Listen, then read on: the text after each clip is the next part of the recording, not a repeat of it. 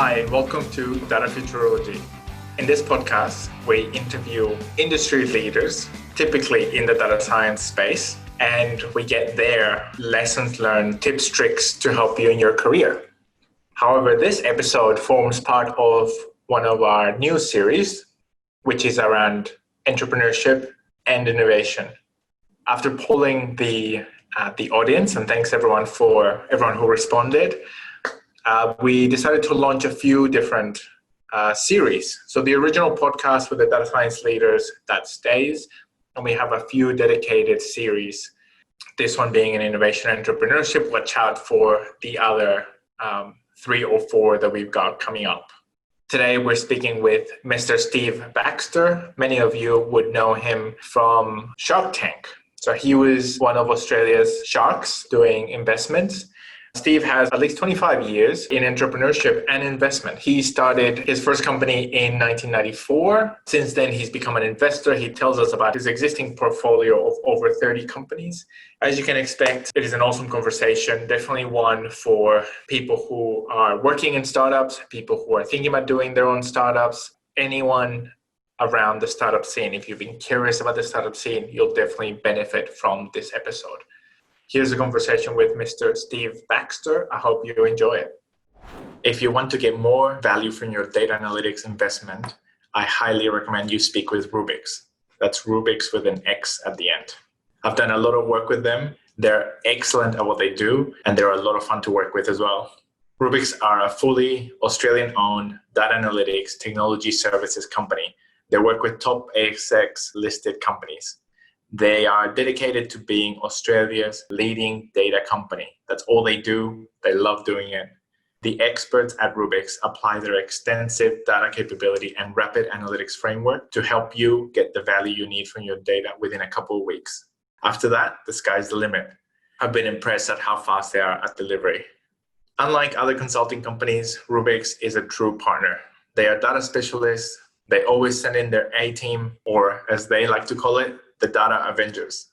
For data strategy all the way through to delivery, give them a call, ask for Dylan. You'll have a fantastic conversation. You'll walk away smarter and have had a few laughs as well. And also check out the website, rubix.com.au. And for the contact form, go to rubix.com.au/contact. Steve, thanks so much for coming on the show. How are you going? Yeah, good, thanks, Felipe. How's yourself? Oh, very well, mate. I am very excited to be speaking with you. I've got heaps and heaps of questions. And as you know, and as we were chatting just before, the podcast is Data Futurology as a podcast is a data science focused podcast. But there's so many listeners that have their own startups, either work in startups or are thinking about starting their own business. So much so that out of popular request, we've started an entrepreneurship and innovation series, which our chat today forms part of. And it's definitely a passion of mine as well. I had a consulting business in the past. Now, in the past couple of years, this podcast has become from a passion business, or from a passion became a business. And I work in a healthcare AI startup. So I love startups as well, and I'm very excited to pick your brain. And so thank you so much for spending a bit of time today with us.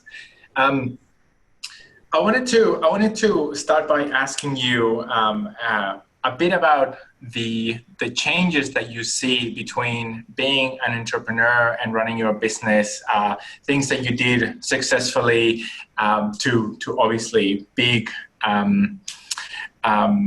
Finishing big in terms of both of your businesses. How do you see the differences between being an entrepreneur and being an investor? And how did you find that transition for yourself going into the investment side in Australia? There's lots of differences, I suppose. So my background is telecoms, ex-telecoms entrepreneur. I had a dial-up internet service provider back in the mid-90s, and I sold that in the early 2000s. And then I co-founded a wholesale telecommunications provider in 2001, and we listed that in 2005 on the ASX and sold that in 2010. So look, the there's lots of difference and lots of, I suppose there's lots of commonality as well. So lots of differences and lots of similarities.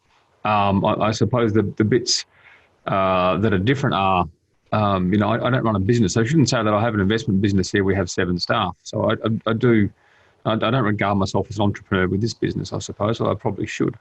This is definitely an investment business where we sort of, if you've ever seen Shark Tank, we do what we do on that, but we just take a lot longer to make our decisions. And we obviously, it's whilst that show is, I think, is quite a serious show, we do things in a quite a different way here. So the differences are, I suppose the common parts, we use software in order to get an outcome here. So we use machines to improve our process and procedure and get that sort of known quality sort of process and outcome. Excuse me, you still have a team, and you still have to motivate a team, and you remunerate and all the other HR bits and pieces that go along with running a business. So that's quite important to understand. What is different, I suppose, is that it's a weird business where obviously, I don't know when this will go to air. So I won't say obviously, but the world's going through the whole Wuhan flu thing at the moment, right? We're all being locked inside by politicians who don't really have much imagination when it comes to fighting these sorts of things. So, and there's a lot of businesses out there that are doing very poorly. Our business gets revenue every 3 to 4 years. So, we're basically, I'm like a giant ATM machine for 3 years that will come up to me and take money out. And then every sort of 3 or 4 years, a whole bunch of money hopefully gets tipped back in the top. So it hasn't really affected us in that respect, I suppose. But, there's a lot happening out there. So I'm quite lucky in that we don't actually have a business that has to actually sort of do much. If over a longer period of time we don't perform, we won't perform at all. So... but it doesn't have the immediacy of needing to get things solved now, which can be good and can be bad, can make you a bit lazy at times as well. Well, maybe I doubt being lazy is one of your problems, and definitely I can see there are big differences between when you're being an entrepreneur and obviously the exits that you mentioned. The first one I think was to Oz Email, and the second one, Pipe Networks, went to TPG in the end. I hadn't realized that you listed after 4 or 5 years, and in 2005. Man, that is amazing. Really, really impressive. So I can see that during the entrepreneurship stage, there is definitely a lot of pressure for immediate revenue and chasing sometimes short engagements or short sales cycles, and trying to put a lot of pressure for things to happen. And in the investor world, it sounds like you have maybe more time to make the decisions. Do you find that it's since it has longer payback periods, does that mean that the decision process is it longer, and what does the due diligence process look like? Obviously, whatever you're comfortable sharing, but what would that look like? Yeah, so there's various phases in there, I suppose. So we can't be lazy in decision making. Just because of the ultimate capital realization may take many years, if ever, for it to come off. It doesn't mean the decision making that gets you into the situation where you make that investment, you buy that security. And we don't give money to entrepreneurs; we buy the equity off them, and it's a very important thing. I try and drive home to them all the time. So we go through a process to do that. We're out there looking for the best investments. Really bad investments are easy to find; they really are. To all the people who are wanting to be entrepreneurs out there and seek investment, please be an entrepreneur. Don't do it because you think getting investment's a cool thing to do. Getting an investment is basically an admission that you can't sell to your customers yet. If you can sell to your customers and get cash from customers, it's a far easier way forward. So we're out there looking for the best companies in order to put our money with. And up until about the last 7 months, it's all been my money essentially. So we haven't had an external cash in the business at all. So we spent a lot of time. We've got a team of 7 there. We've literally traveled the world, Australia and the world, trying to find, build networks to find the best businesses we possibly can. We're about to do a deal that we found, a deal out of Sydney. I hope we get the deal out of Sydney, that we found through contacting the US. These chaps went to the US and contacted people over there and said, look, no, not us, but hey, how about these guys in Australia? So Wow. you've really got to set some long roots in this business, and we spent many years developing those roots, and they're really starting to pay off now. Even in the current lockdown state, where they're really paying off for us, which is good. So look, our decisions. So we can have sometimes we've been following a company just offhand, catching up with coffee or just a bit of a catch up every now and again. Then all of a sudden I'll say, hey, we're closing around in 3 days. So you got 3 days to make your mind up or you're out. And it's like, thanks for that. So it's a bit longer than 8 to 12 minutes on TV, I have to admit, but it's still there's a lot to get through and a lot to do. A lot of the times we're just happy with the company. We just got to say, very minimal DD sometimes. That's not always the case. I've been the case maybe 3 or 4 times. So the decision making can be quite rapid in that respect. And then afterwards, what we call portfolio work, where we work with the companies. What do you need? We sell ourselves, and we believe we have a lot to offer with respect to not just being being capital, but also actually bringing expertise, and especially now with the syndicate network, we can bring a lot of expertise. So we spend a lot of time talking to our businesses, sort of saying, hey, how can we help? The really good ones talk back. So that's really interesting, because I definitely wanted to ask you about what does it look like once you what does the engagement look like once you invest in a company. In the past, on the podcast, we've had some people that have had businesses that were that had investment from I guess some big players in the US, like Andreessen Horowitz and people like that. And they described that for their side, the people we had in the podcast, they were the entrepreneur in that case, and they felt that the relationship was quite transactional. That people definitely believed in the business, believed in the people, but they were almost taking a gamble and saying, like, I'm here to help. I wanted to work out, but I'm not obviously not married to the business. What does the engagement look like for you once an investment has been made? How is that relationship over time? I think you would understand your investor a fair bit there as well. I'm not going to speak of any particular investor, but there's lots of characteristics that define investors. We would be what you'd call a low conviction investor. We take a large number of smaller investments in a wider portfolio.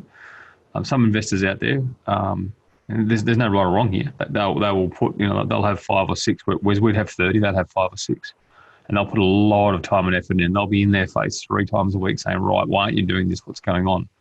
Yes, that's not us.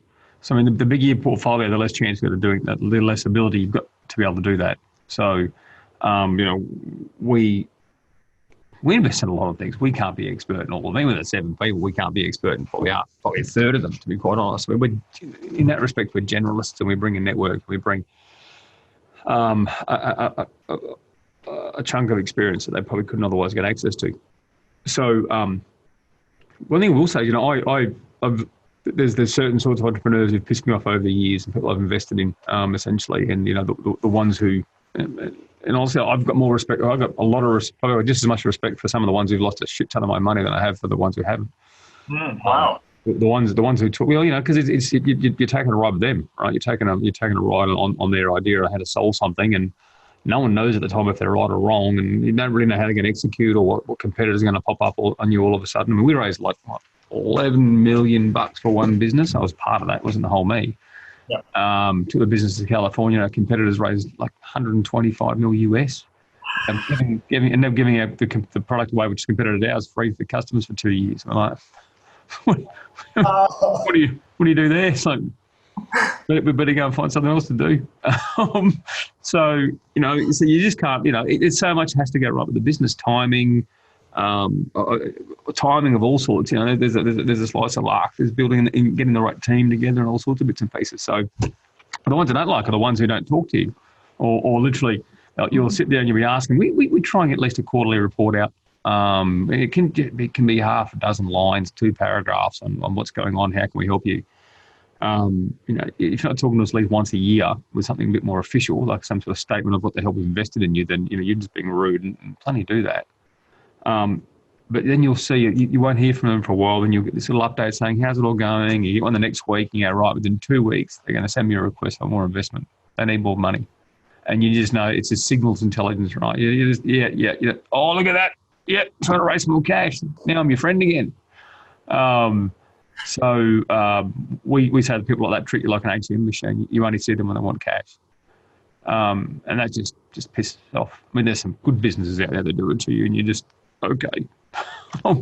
But no, for the most part, there's things like that. So how you use your investors is important. Understanding what their motivations are, how they invest, where their experience is. Have a look at their network. You should have researched this beforehand. And then how you can best leverage that. If you're just after cold hard cash, then fine, that's okay. That's an okay answer. But if you're just after cold hard cash and then complain you're going to get something else, then you probably get yourself to blame. Exactly, exactly right. And that description, what you just said, it unfortunately accurately represented my first startup experience, where we started with one investor, we got another investor a couple of years in, and I definitely didn't engage enough. I didn't provide enough information. I didn't start the right conversations. And for me personally, part of it was feeling inadequate. So I at the time, I felt like we could be doing so much better. There should be so many things that I could and should be doing. Definitely overwhelmed. This was, I was, mid-20s, so like 13, 14 years ago. And I ended up making bigger problems out of the mistakes that I was making, because I wasn't reaching out and leveraging the skills and knowledge and experience that I already had in my team. I was like, as in like on my camp is what I mean, that these people were definitely keen for me to succeed, and I was letting my own emotions and feelings get in the way. What would you say to people that feel like that, or that go through situations like that? Is there anything that you would say to them? Yeah, don't do that. The easy answer. I love it. If you know you're doing it and it's wrong, then stop it and do anything else. If you do anything else, it should be better than the wrong thing you were doing. So look, I understand that. So, you get some people who maybe had a lot more life experiences. You maybe carrying a decade, two or more in business than you. But that's all the more reason to talk to them. Correct. Even when, it's the thing about bad news is when you hide it, it just doesn't ever get any better. So, bring it out. We might be able to help. It could be like it's so, it's hard to sort of get into a few of the examples without, if they ever listen to this, know I'm talking about them. But yeah, it's, if you just don't talk to us, and then when you come to us and you want to help, we're like, yeah, we'll get around it. Really honestly, you much prefer to help people who respect it. Correct. Yeah. And that's definitely one of the big lessons that I learned, that you have to, invest in the relationships and get the trust ahead of time. No, that's very, very true. And how was your first investment outside of telco, or maybe your first couple of investments outside of telco? Because you were the majority. Correct me if I'm wrong, but my understanding is that the majority of your entrepreneurship experience from a hands-on running the businesses, that was in the telco space. But now, obviously, going into 30 plus investments that you have currently, the fields are very varied. How is that transition of expanding industries for you? Well, I didn't want to go back into telco, and when I first started, I was on the board of Vocus. We took that from listing up to ASX 100 company, in about sort of 6 years. That was a lot of fun. But I didn't like telco for various reasons. One was the sovereign interference, which is called NBN. The way that the government's remonopolised telecoms in Australia is worthy of a socialist or a West African country. It's horrible. So there was way too much risk in that area there for me. And I actually found it quite professionally bittering. I didn't want any part of it, to be truthful. Plenty of people did stay in that space and do quite well. That wasn't for me. So look, I always had an interest in a bit of tech software and all the rest of it. My first business, both my first two businesses, I essentially wrote the operating software for those businesses. There was no CRMs at the time. So, we had to write our own gear. And so I'm a very filthy backyard hacker, you might say. I haven't done it for years. So I enjoy what you can do with software and the possibilities that it brings, I suppose. I did forget the question I'm answering, sorry, Felipe. Oh, no, I was just asking you about how was it that you started moving away from telco, and what were those first few investments outside of telco? Yeah, so the first few were all mostly software related now. I think actually one just exited. It was probably my second or so investment after I started. And it was my only social investment. I don't like investing social enterprise or social investment. I call them charities. I think they're horrible. But this chap had a plastic medical device I thought that might save some lives one day. And that was back in 2011. And we had an exit that's right at the start of the Wuhan flu shutdown. He listed the company in the ASX, and we got about 14 times our cash out of that. So that was really, really quite good. So everything, we had software back then. We had a business called Text for Coffee that used to be it was the forerunner of ordering food via an app. It was because there was only text around at the time. You had a series of text codes you could do to get your favourite coffee, have it waiting for you type thing. So taught me a lot about the retail industry, that's for sure. Some of the early ones. So a lot are still going actually. Well, a lot are still alive anyway. That's great. Yeah. That's great. And how's your or in general, how have your involvements in the technology space have been? Obviously quite varied for many people. Some people that are sort of technology adjacent, they sometimes see it as some of the holy grail. How have your experiences been in understanding so deeply what a successful technology company looks like? In the last couple of years, we've really gone to, I suppose, traction-led investing. So what do I know that works? I don't know. There's lots of crazy shit that did work and lots of not so crazy shit that didn't work. So to think that a 49-year-old's got to, figure out what the 21-year-olds want, excuse me, apparently they want no police and anarchy, but anyway, then, it's going that'll finish well. That'll, so and so to my point before about, if you need an investor, then, you probably got some problems. Yes. In that you actually haven't built something. And a lot of things can't be built without investors' money, I get that. Or the thing you've built hasn't got people paying for it yet, which is sort of also okay, But what we want to see is traction. So we have a business we've invested in called ClipChamp. What am I wearing today? No, I'm not wearing them. They're a browser-based video editing suite. When they had various iterations of their technologies, and I caught up with them over the years. Didn't pass in their first couple of rounds, which I probably should have. The Angels who got in there in Brisbane are doing quite well. We've come in the last 3 rounds, a couple of seed rounds, and the last Series A. But they had, I think, about they had nothing when I first saw them, and they went. The second time I saw them, about 4 million users, then 8 million users. Wow. Not quite commensurate revenue. So it was a usage based. It was, hey, come and use it for free for X many video edits, et cetera, per month. So and they're now working out how to charge money for it, which is great. So traction, has someone invested time, preferably money, in using your platform, and how does that look? What's the opportunity for the upside there? We're looking at another one right now with a. I probably can't say too much on that one, to be honest. We're not. Once it hits the press, but he's got quite a lot of traction in his business. It's a financial marketplace. I'm just going to disguise what it is. It sort of looked like you could sort of stand on your head and think it's a financial marketplace. But he's got billions going through it every year, and he's only clipping very, very small amounts. So we look at that and say, well, okay, people have actually taken the time and effort to do this, and to actually use your thing, and they probably haven't got the most mature offering when it comes to how to extract revenue from that usage. And so we're very keen for that now. A lot of people call it, PLG, product-led growth. There's all sorts of things. We call it traction. The best traction is profit. Second best traction is revenue. You got profit, you probably don't need me. Second best traction is revenue, and then just people using it. That's the good stuff. That is awesome. That is awesome.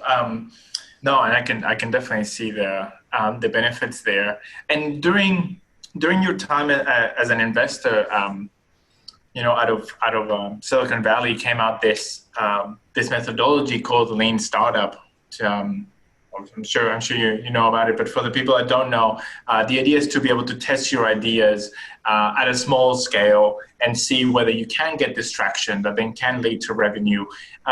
How have you seen the Lean Startup affect the investment space, the startup space, obviously, if at all, but how have you seen the impact of ideas like this coming out of Silicon Valley?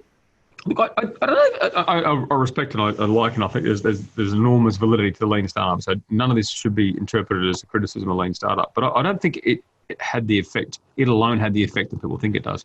What I think had the effect is a general commoditization and cloudifying of everything. So back when we started Pipe Networks, we did what we had 140 grand between us. I think we got to about 280. We tipped in before we took external money. We both had business exits before, so we had a little bit of cash to spare. But then you needed $200,000 worth of stuff: computers, offices, telecoms links, licenses for software, blah blah blah. You just needed that. Something then happened where all of a sudden, instead of that sort of $150,000 to $250,000, you need to probably have a pretty serious tilt at something. All of a sudden, you needed a half dozen mates with a laptop each and an Office 365 or a Gmail account. You're like, I'm free AWS for a while. So whether Lean Startup caused that or whether Lean Startup took advantage of that, I'm not too sure. But it's definitely that commoditization, cloudization of hardware is very sort of, COVID-friendly sort of mode of operating where you can walk away with a laptop and still do business, right? Mm-hmm. So, yeah, I like it. I think Lean Startup gave some really good business methodologies for people to look at. But I think just important was that just the driving down to the commodity of the general compute that business needs. Nice. Yeah, very, very true. And I'm definitely a big I'm a big fan of the Lean Startup. I found that it covered a lot of approaches that I wasn't implementing in my business at the time, and it definitely helped me sort of chunk down the expectations that I had of the products that we were creating and be able to test them in a much smaller scale. And but it's something that I've seen come up in corporates. So a lot of corporates, definitely in Australia, have become interested in the startup land, and have been getting into startup investments and getting amongst it, doing from everything from hackathons to getting startup pitches to funding. How have you seen that move of corporate Australia into the startup space change the startup land and the dynamics in the space? Do you see it overall as a positive, negative? Do you have any thoughts on what corporates are doing to startup land? Yeah, look, I think they've been a very, very, very slight positive, and you can probably make the case that they've been probably quite a big detriment. I'm no fan of. So I had River City Labs up here. We started that in 2012, and I sold that to Australian Computer Society in 2018, 19. I can't remember now. It would have been 18, sorry, yeah. And that was like a very interesting 6-year ride where we did everything by trying to help out startups to try and work with corporates. And and I suppose the one thing I learned through that is what corporates care about. And so people inside, they're all lovely people. I'm not even go up the people.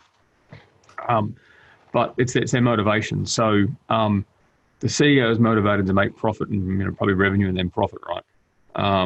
Which is all good. So Malcolm Turnbull might come out and say some flowery words about innovation, and then they all get to be in their bonnet and think, well, in order to actually perform and be respected by the Prime Minister, we better put the grass skirt on and do the innovation dance.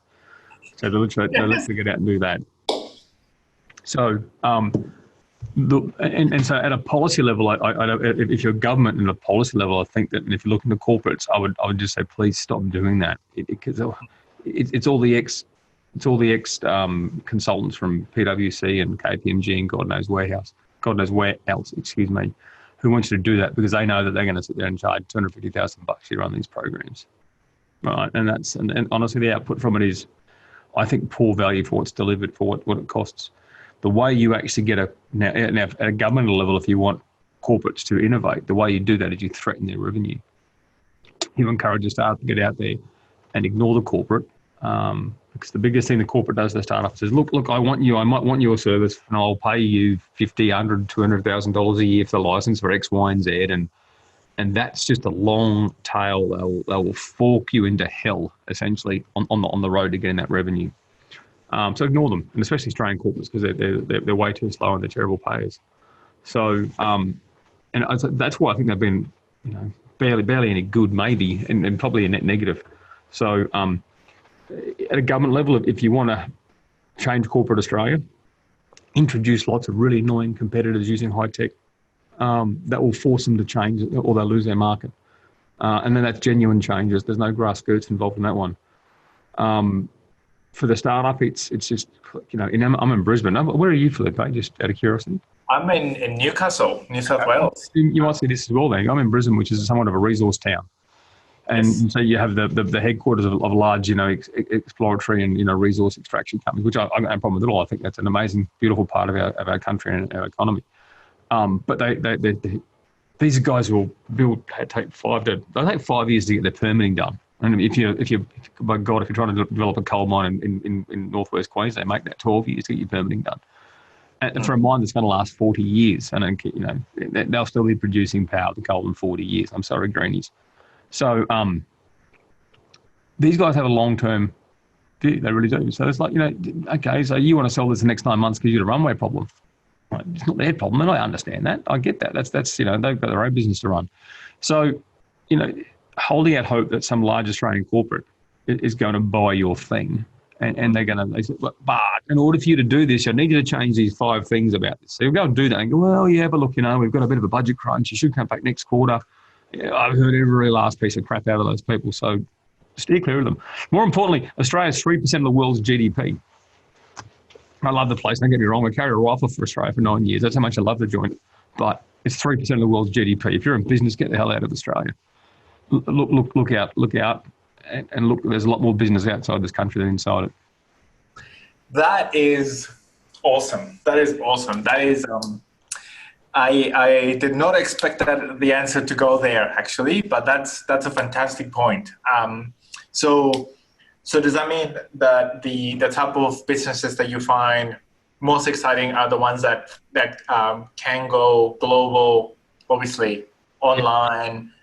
That's where the potential is. Yeah, very much so. And I think that the Wuhan flu shutdown probably accelerated a lot of that as well at the same time, to be honest. We've always liked businesses that are globally relevant. We call high scale global relevance. If you can rapidly scale around the world, and you don't do that if you've got to ship it, wrap it, cook it, franchise it, it just doesn't happen, right?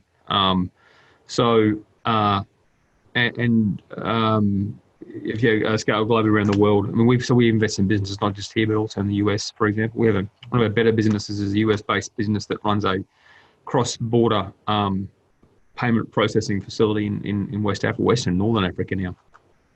Growing it like just stupid. I'm waiting for the latest. I'm hoping they put their latest information out in a press release so I can talk about it more openly. But they are just growing ballistically. And once again, good team, great communicators. They get us lots of information, lots of updates. So we'll if you can grab that growth and get that right trajectory, which means if you're growing hard, you're probably growing globally, and then go for it.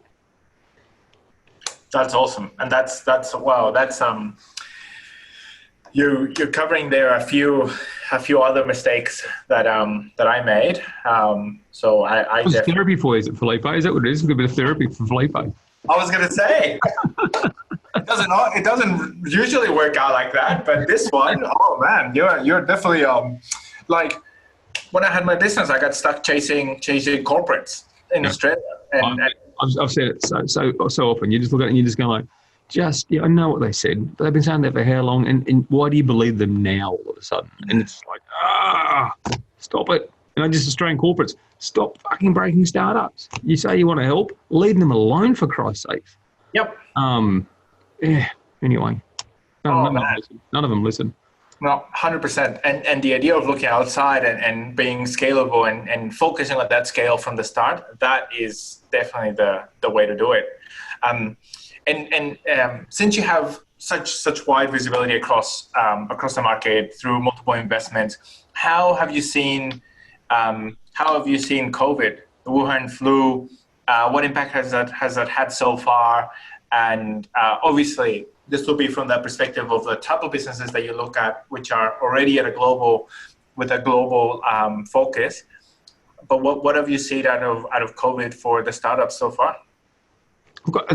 If you had a product ready to go that assisted in workplace productivity, or was highly applicable to people locked up in their houses for way too long and being bored, you did really well. I have a saying, which, how big's your audience in this, Felipe, just curiously? So about 20,000. Yeah, right. I was saying, you're either shooting the lights out or shooting your brains out. And with 20,000, where does that put me?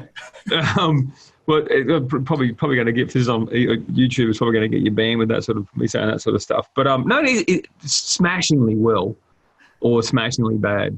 Those, we had some who raised a bit of money just before, and they're probably, if this goes for any longer than 18 months, they might be in trouble. But I think we're getting through it now, right? And it's been, my God, it's been 3 and a bit months. And I got back from the US on March 6th. I was chased out of Washington DC and San Francisco by COVID, for Christ's sakes. Wow. So what's that, 3 months and 1 week ago? Mm-hmm. This is just, it does feel like 10 months. It really does, but it hasn't been. It's only been 3 months. So, I think we'll be free and clear by Christmas. Well, free and clear. Okay, here's the other thing. COVID's with us. I think we'll have a rolling series of lockdowns and shutdowns and health emergencies over the next year, as a wave through the community, because we've locked ourselves inside and we've delayed who's going to get this. Now, I've got a 79-year-old father with a pacemaker. I don't want anywhere near him. It was actually designed to kill him, right? Dad, stay in your goddamn house, Dad.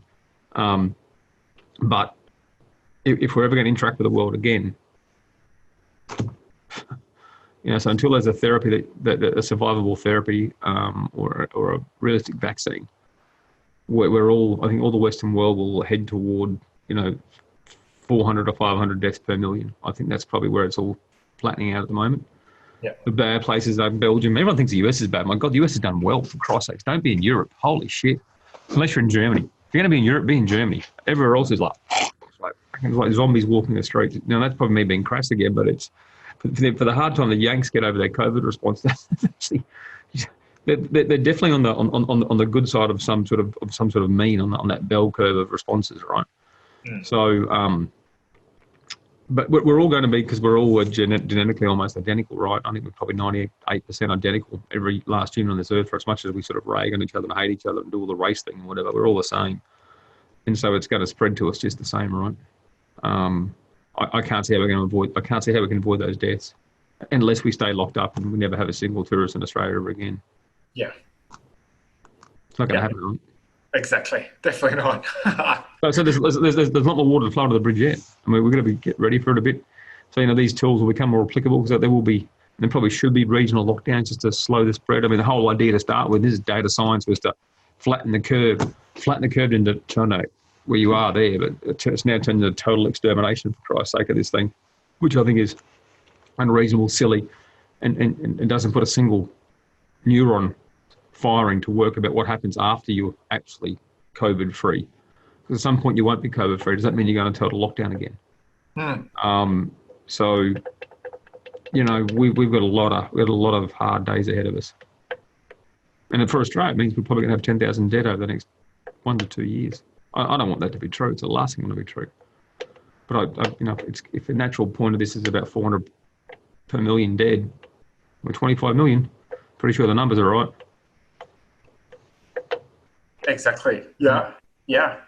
Well, that's very interesting. So because the bloody morbid, actually, it's bloody morbid and horrible. That's what it is. But anyway. Well, what stands out there is part of your I guess part of your personality, really. So the part, and obviously from doing some research on yourself, before that, having watched you on Shark Tank and things like that, it seems like you're a critical thinker, makes your own opinion, and you're not afraid to share it. Was that well? First, do you think that's fair? And second, is that something that have you always been like that? Did that develop at some point in your career? How did that come about? Look, I've heard a lot more lately. I've been quite vocal up here. I've tried to run a small media campaign in order to get our government to focus on what the hell they're doing to this state. They've basically swung a baseball bat called an economy at COVID in order to actually manage the response to that. And haven't even paid for it. The federal government's paying for it. The state government's spending the money. It's the most ridiculous thing I've ever seen. So have I always been that way? I'm not too sure, mate, to be honest. I mean, probably, maybe. My background is mostly in business. I left high school at 15 and joined the army when they could recruit 15-year-olds. Thank Christ they can't do that anymore. No, I've got kids I've got mates who have got 15-year-old kids. I think to myself, oh my God, my parents let me do what? So I think the way. And look, I take a while to land in the spot. And in the last few years, one thing I have been doing is I've been really trying to understand because I didn't have a classical education upbringing. So I've been really trying to understand my points of view on things. I have found things like Twitter to be unbelievable for that. What you do is you just roll a hand grenade into a debate and see what happens, essentially. Yeah. There's no shortage of opinions in that cesspit. So I've managed to try and understand why I think what I think a bit more. I'm a bit of an alien in this sector. I don't quite follow the causes of the day. Is it cause du jour, to how they pronounce it? The causes of the day for this sector. I'm not your left-leaning renewable energy lover, which sort of gets me. I'm a huge fan of merit-based hiring, which means I must be a horrible sexist fascist pig, apparently. So, but I think the current state that the world finds itself in socially with respect to its discourse or lack of discourse, looking at the riots and other bits and pieces, is it not enough? Too many people have been cowed into not actually saying what they think and actually being cowed into using someone else's words. And I find that tough. So I think that you've just got to stand up and I'm a libertarian. I'm a huge fan of free speech. You can get free speech wrong at times and there's assholes out there who will do it to say some pretty horrible things. But the only thing that protects the weak is the ability to speak freely. And I think if we all did that a bit more often, then I think we'd have less issues. With that, you hear different opinions and you change your own opinion, if you know what I mean. If you don't get to hear different opinions, having a genuine conversation means that you have to risk offending people. You can't not talk about something difficult and not offend someone in some audience somewhere. So I think I've come a long way in the last 5 years, like where I'm going. I'm not sure I cared too much before. I probably started caring since I had kids. I've got a 7-year-old and a pair of 3-year-olds. I think I started caring a lot more then. What was that last bit? You started caring?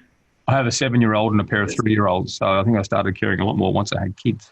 Nice. So. Yeah, so then that would help with the vocalizing your thoughts and getting them out there. And how about the critical thinking part? So clearly you're quite strong at being able to decipher things, put things together, and make your own views, make your own opinions, find your own path. Do you find that was there from the start? Did that develop during the army times or early entrepreneurship? Was there a moment in time that helped you have clearer thinking and more critical thinking? I don't think so. No, I mean, series of cascading. There's some points in your life where you learn things, I suppose, and understand things a bit better. In business, you employ your first person and you fire your first person. They're pretty seminal days, to be honest. And personally, we all have our own personal tragedies. There's no need to drag up any of those, but they're a chance to understand what the hell you're doing and why you're doing things, I suppose, at the same time. So I don't think so. I mean, I don't read that much outside of things I enjoy reading. I made a comment once in at an event. It was deliberate, but I had the wrong idea in my head. And I was asked if I read many books, and I've only read 3 books, which is not true. I'd only read 3 business-related books, is what I meant to say, because we were talking about some business stuff.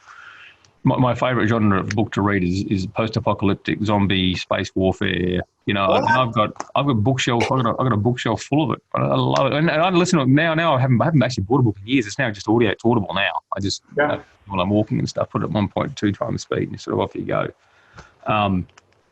So if I'm going to actually spend that level of time, because I read so much, you get sent half an article here and this article there, and I would read probably a tenth of a book a day just in consuming articles and other bits and pieces, right? So it's not like you don't absorb information.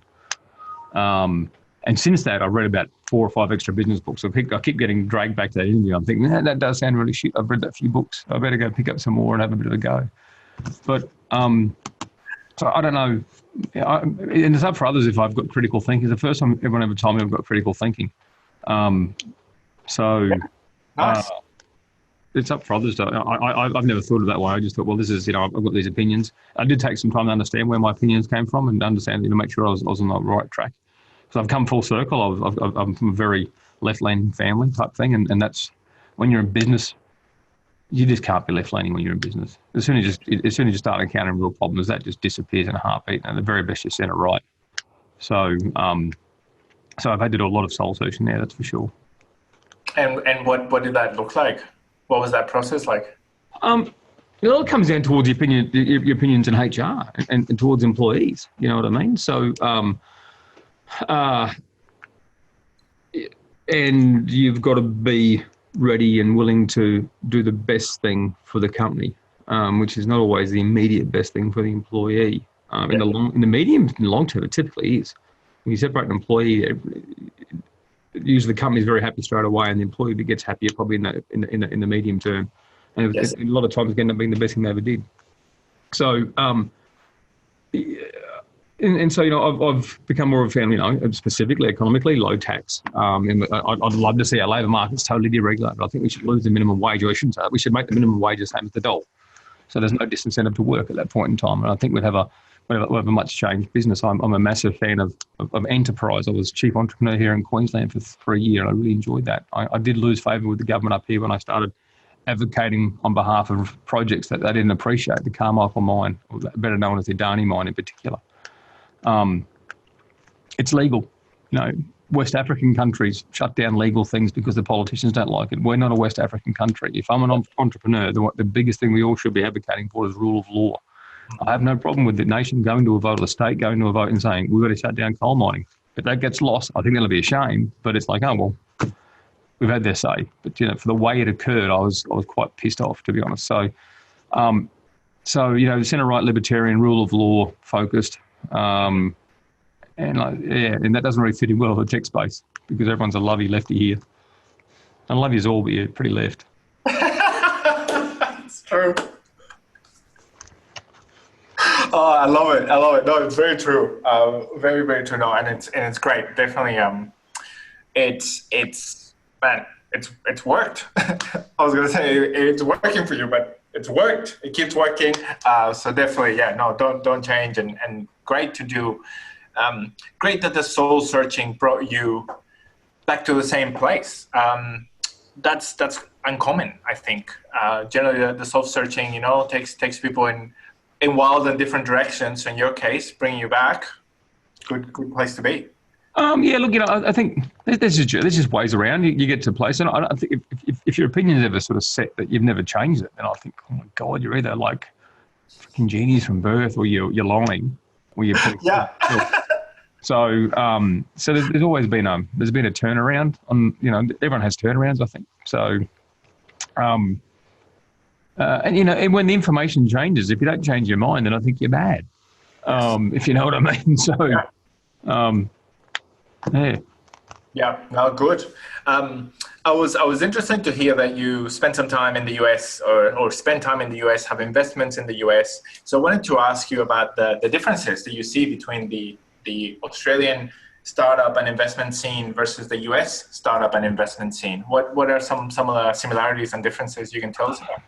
Look, I think good question. Look, I think a lot of my my journey to being a bit more centre was probably started when I worked with Google US in 2008, 2009. Yeah. There 3 weeks after Lehman Brothers fell over. Million Americans a month are losing their job, which is, at that point was the biggest tragedy, but, it's been surpassed since, I believe. So, it was just an amazing place to be during the GFC. So, and I found it weird. I was walking around, you see someone riding a bike without a helmet or doing something, freedom-loving, like something trivial and freedom-loving that in Australia you would be fined for. Yeah. And I found myself saying, man, why do they let them get away with that? And you have this reaction. When I came back to Australia, I was only away about 13 months. I had this reaction of, why are they stopping me from doing that? It was the weirdest thing. So, and so for me, and I think that reflects in their business a lot. So business in the US is easier. It may seem unkinder. It probably is at times, but it's easier. So you have a much more deregulated labour market than have in Australia. For example, you can hire and fire. You can hire easier, or you can hire probably harder. Actually, it's just easier to fire. The availability of capital is another thing as well. They have a lot of going against them as well. They have 50 states. I've heard anywhere between 1,700 and 9,700 taxation jurisdictions in the US. That once again, that goes towards their notion of liberty and freedom. The reason the US president was essentially powerless to stop the corona spread was because that he actually had no power to do so. All the power's in the hands of the governors, essentially. So he could sit there and beat his chest. He probably could have actually said a few more kind of words and maybe put a mask on. He would have helped, but I doubt materially, to be honest. So so they are very much a liberty-embracing, freedom-loving people, and I think you see that in the way that they operate in business as well. So I think that all the things that people hate about Australia and believe that America does better is wrong. I think that they're an absolute administrative nightmare when it comes to governance, when it comes to telecoms, and a whole bunch of other stuff. Things in Australia that are unfortunately regulated at the federal level are regulated to the level of minutiae in the US. So I tell the story when I lived 35 minutes walk from where I worked at Google in Mountain View, and it was we're right in the corner of Palo Alto County and Santa Clara County. I can't remember, 2 counties anyway. They both have their own taxation, sales tax regimes. So counties get to set their own sales tax. And one county had a petrol tax, and the other one didn't. So these 2 petrol stations on diagonal opposite sides of the roads had like about 15 cents a gallon difference in petrol because it was the tax rate. So those cars are both always. They don't really go that much of a shit. But so, and this city will have like a sales tax on mobile phones, and one won't. So people will drive to the next city to go and buy a mobile phone, things like this. Wow. So, but they like that. That's the thing is people actually think that's a bug. Yanks see it as a feature. Their response to Corona, we see as a bug.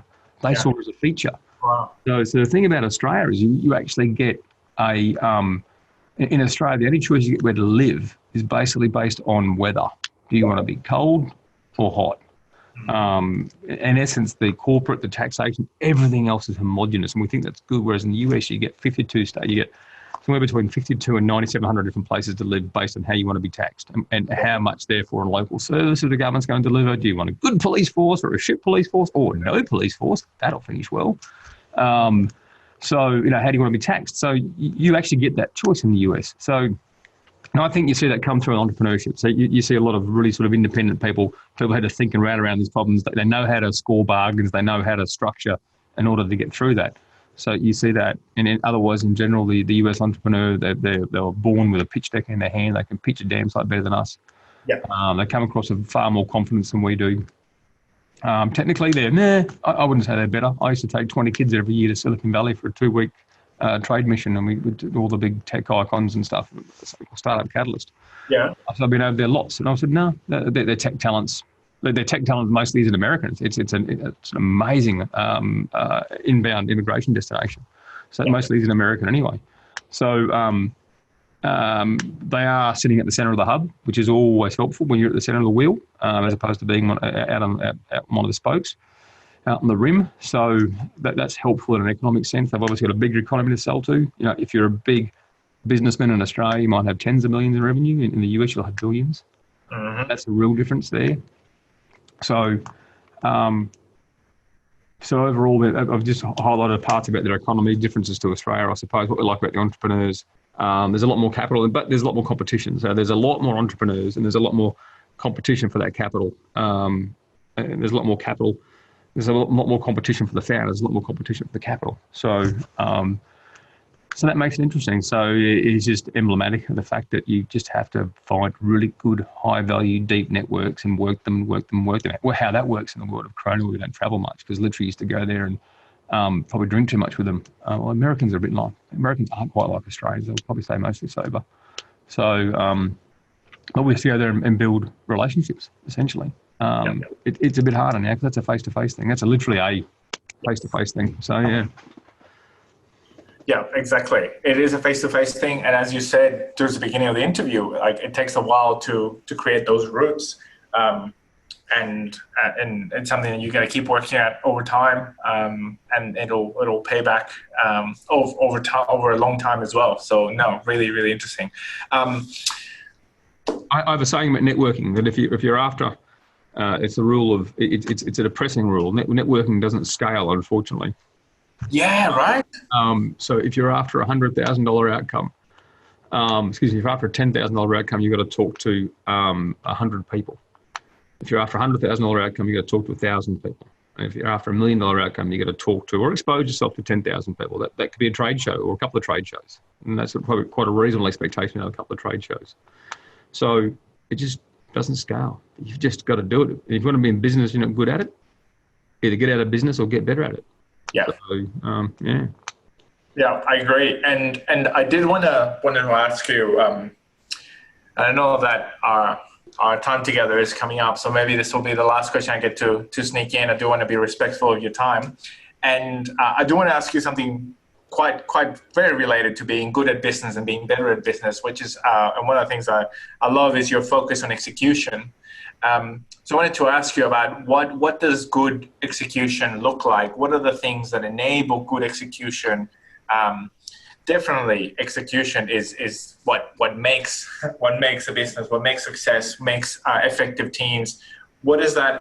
What is good execution, or what enables execution? What is the execution that you focus on? So it's execution that I suppose that expresses itself as traction, and that's what we're after, is that traction. So profit, revenue, usage. Yep. So what does that look like? So that looks like, okay, if I was to sort of, you'd have a smart team. So you typically have a team. Single founders, dangerous. Yeah. We've got them, still dangerous. So you'd have a really well-balanced team. So I like to say that I like seeing tech in the business or tech in the team. It doesn't mean everyone's got to have tech. They do sometimes, but not all the time. But, you have to have a really good, well-balanced team who are sort of really well-structured and have a good head on their shoulders for the journey they're about to set themselves up on. Talking to us, they'll have some sort of tech product. So we need to see that they've actually got data that's driving their decision-making, I suppose. They've actually got some form of process in place with, with decent telemetry, preferably deep telemetry into their product to understand what it's doing and how they inform their decisions. Yes. Maybe good communicators. So we have some companies who routinely will report to us every month. A very standard report. It's that standard. How long it took. It probably took an hour for them because it's the template from the previous month. They put the figures in. Probably use goddamn Salesforce templates to send it. Who really cares? As long as we get the information out, right? So, so it's communication. And with those things, right, you have a really good team, a really strong team who are well structured there. So therefore, when they start to succeed, they'll have a good remuneration structure with respect to options and equity and the bits and pieces. They've got lots of telemetry. So if they've fired up a product that's not working, they'll know earlier rather than later, and they communicate. So, and hopefully that expresses itself as traction. Oh, definitely.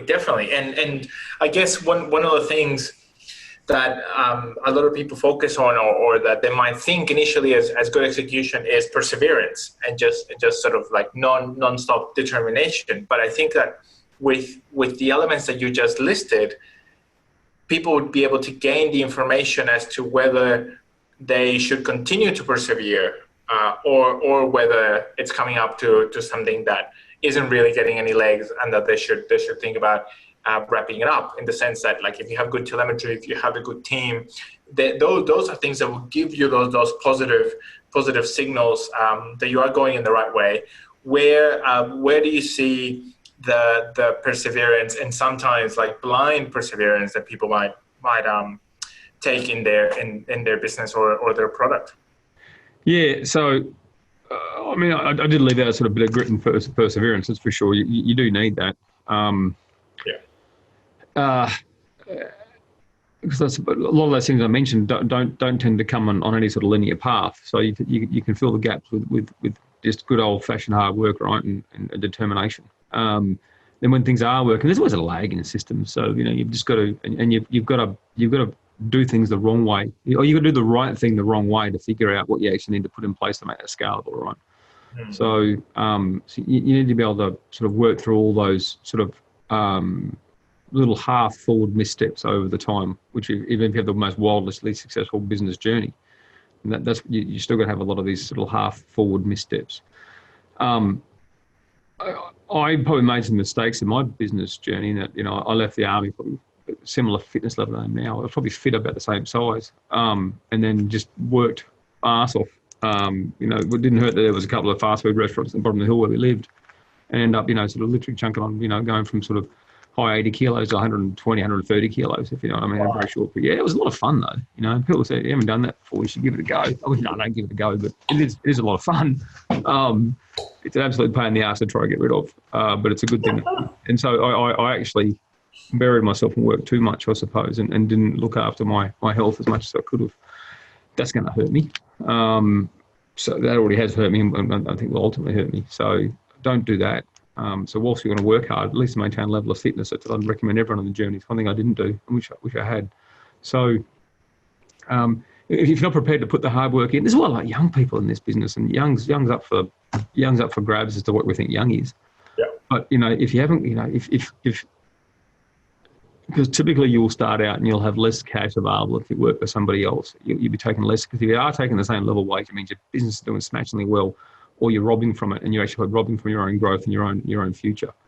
So so if you can put up a little less cash for the first sort of 1 to 4 years, let's say, while you're really building this supercharged thing, and the best way to do that is to be young. You haven't got 3 kids and a mortgage, and you can sleep on the couch at mum's place. So that's generally why I like younger people. They've got more personal runway. 100%, mate. That is an awesome note to end on. Steve, man, thank you so much. That brings this episode to conclusion. Thank you so much for listening. Please find us on datafuturology.com or on Facebook, Twitter, LinkedIn, or Instagram as Data Futurology. Also go to datafuturology.com/podcast to find the show notes for this and any other episodes. If you liked this episode, it would mean a lot to us if you could leave us a review wherever you listen to our podcast. I hope you enjoyed this episode and that it was helpful and valuable for you. Thanks again, and see you next time.